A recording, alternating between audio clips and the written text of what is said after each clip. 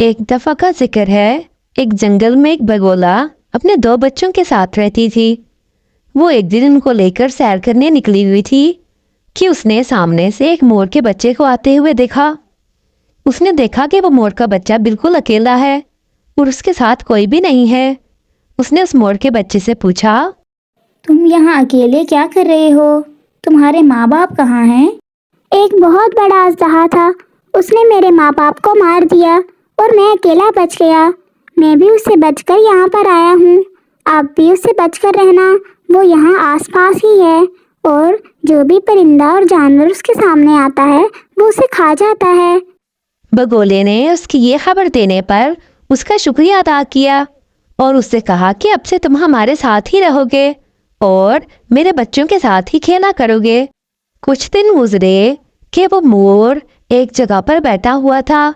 पास ही गांव में एक बंदे की गाय खड़ी थी। मोर की नजर पड़ी तो उसने देखा कि उस गाय के पीछे अजदहा है। उसने जल्दी से जाकर उस आदमी को बताया।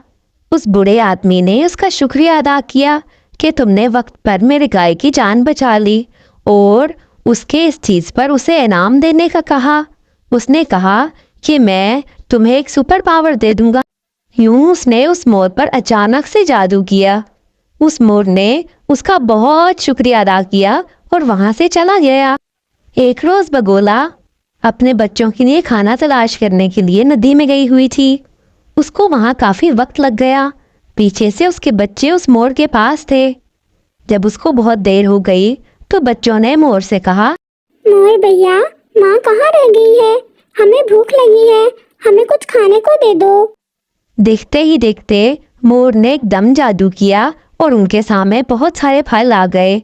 बच्चे खुश हो गए और वो खाने लगे। थोड़ी देर बाद एक बच्चे को ख्याल आया कि उसने नदी के पास जाना है। उसने मोर से पूछा तो मोर ने कहा, नहीं, तुम्हारी माँ वापस आएगी और तुम यहाँ ना हुए तो वो परेशान हो जाएगी।